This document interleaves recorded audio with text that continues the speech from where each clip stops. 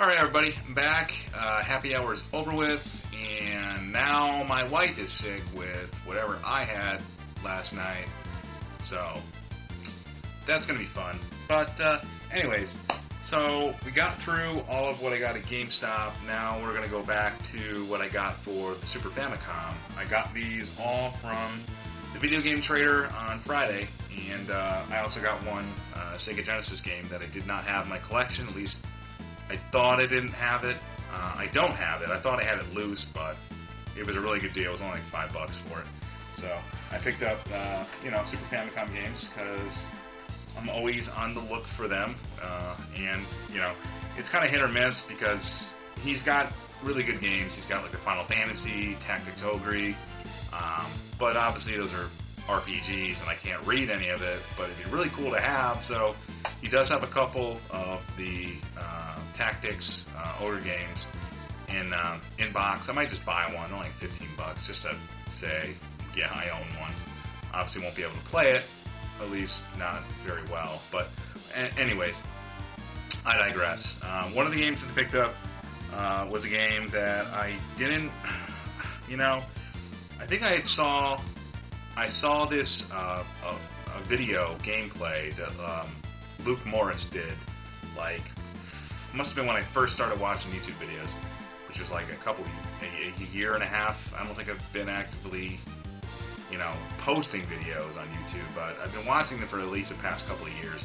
And I saw him do a gameplay of this game, and I thought, hey, the name alone just makes me want to get it just because. Now, I've played it, and I'm probably showing gameplay footage of it right now. It's beyond confusing and beyond just even trying to play one match because you have to win 2 rounds doing this back and forth crap. But the game, if you saw the name, you'd be like, heck yeah, I gotta buy this. It is Bastard, which obviously, in Japan, Bastard doesn't mean what it means in North America, so that was an acceptable title for a game. But obviously, if it was ever to come to North America, Mommy, I want this game. Oh, what is it? It's Bastard.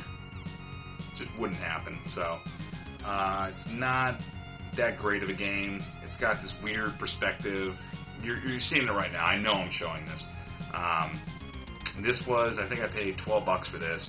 I mean, it's playable, but I don't know if there's nothing but one freaking move this guy has. So, but I'd say give it a shot. Don't buy it.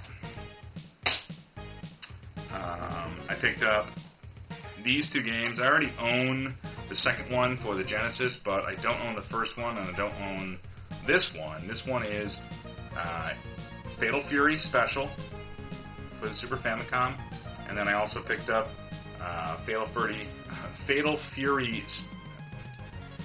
2, alright? God, that's what happens. So I got both these games. I think I paid $10 for this, and I think $5 for this, so pretty good deal. Gotta get some cases for them, because I know I'll at least be able to find, hopefully, the Cover Project has these in the Super Famicom releases. So, cool. Excited. But this game... Pause.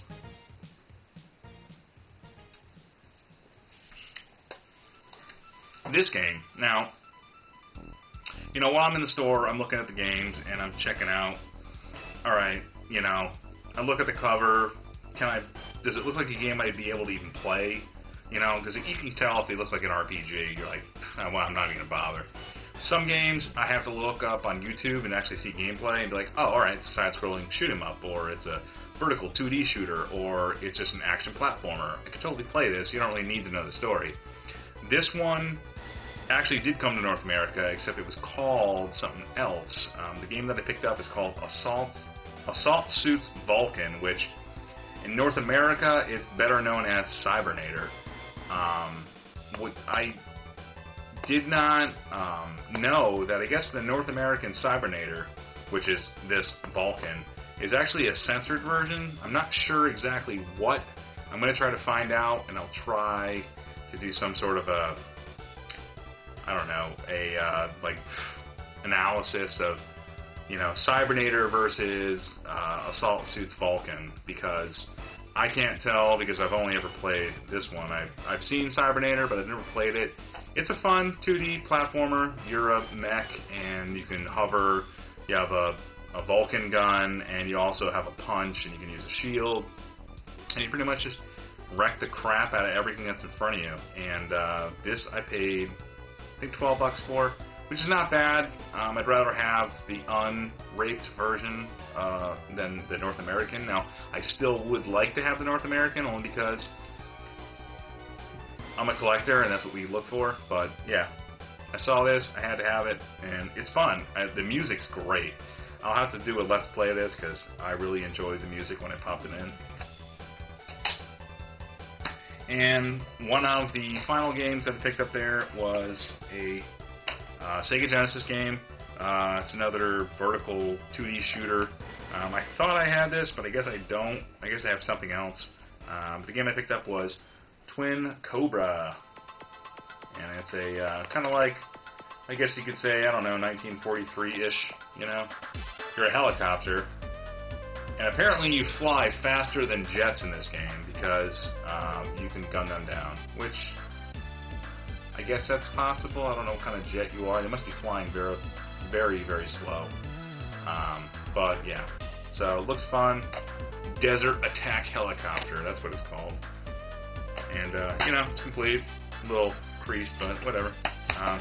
Always nice to add these to the collection. And let's see. I found this was one of my recent, yesterday actually, which was Thursday, the day I was sick. I had to go to the store to get something to eat because I was finally hungry. I went to the Goodwill because it's, in the same shopping center. And I looked around. They had a lot of computer games. So, Kit, I may go back and pick some of those up. I'm not going to pick them up full price right now. But I did see a couple that I thought were pretty good, and I'll have to wait like a week until they're on half price, or I can rip stickers off and make them half price, which I probably will do next week. Anyway, so I went to the back, and I saw they had a PlayStation 1 multi-tap, and that was about it. They didn't have any controllers or anything, any memory cards. But I saw, sitting on the shelf, they had the Donkey Kongo, or Conga Bonga drums, for use with, Donkey Konga and Donkey Konga 2. And I guess Donkey Konga Jungle Beat. It was cool, it was in the box. I did pay $10 for it, which, it's probably a little too much. I would probably have paid, I don't know, $5 for it. But the fact that it was in the box, and I don't know, it just looked pretty sitting there. The box isn't in the greatest condition, but, whatever. It's a boxed Bongo Conga for the GameCube. Do I own any of those games? No. Will I? Yes, because now I have the bongos. And alright. So, the last thing I'll hint on, I'm not going to tell you what I actually got. I'll reveal that in a later episode. But I also did post hints to what I was looking for on my Facebook. So if you are subscribed to me, maybe you can process of elimination, you'll figure out what I actually went for. But so anyone who has Nintendo games knows about Club Nintendo. If you have a DS, 3DS, Wii U, you get points for every Nintendo game. So Pokemon games, Super Mario games, Star Fox games, Metroid games, all those Nintendo franchises. If you buy one of those games, they give you one of these. And on the back is a code. The code you redeem gives you coins in your account. Now, you can use those coins to redeem certain tiers of prizes. And they'll ship it to you for free. You just need to keep registering and then giving your honest opinion, which, you could write down whatever. So, say you bought Super Mario Kart, you fill it out, and then maybe a week later they'll ask you for another 10 coins. What did you think of the game? So whatever, so you accumulate your points, and over the year you can get to a certain either gold status or platinum status, and that means you're eligible that year to get X prize. I don't know if it's bad. I don't consider it bad because I think that what GameStop does is kind of the same thing. They kind of, which I'm totally for what the whole digital purchase of games now, what their whole push was, is that yes, GameStop offers you the opportunity to purchase, instead of buying the brand new game, you can get the pre-owned game for $5 less.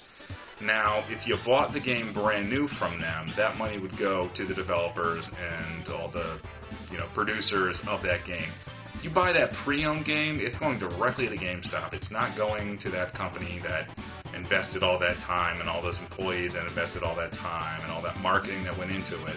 It's going directly into GameStop's pockets, which I don't believe in, but I don't think that anyone's going to not continue to do that now. If they wanted to, they could. It definitely would put them out of business, but I think as it stands, they're not going to do that. As a collector, I love having actual physical media, so if you just give me a DLC code, I don't like that. I like to have the actual tangible thing. Sorry, that's a little rant. But anyways, so that's the whole thing. That's why I don't feel bad what I did. Now, I went to GameStop. I had about 400 coins already in my Club Nintendo account. So what I did is I went to about, 4 different GameStops and went to, I probably have like 30 plus games here. But I was able to get enough. I was able to get about 1,200 coins, and I redeemed them today, and it's going to be on its way, and I will show you what I got. But I wouldn't have been able to do it had it not been for GameStop, so thanks, GameStop. Yeah, I just walked in. I buy like one game, but I take them out as I'm walking around. And for the most part, you would think people would have redeemed these, but I honestly, out of 40 vouchers, I only had maybe 6 that weren't redeemed. So, go figure. It's free stuff. I mean, I could have just used it, or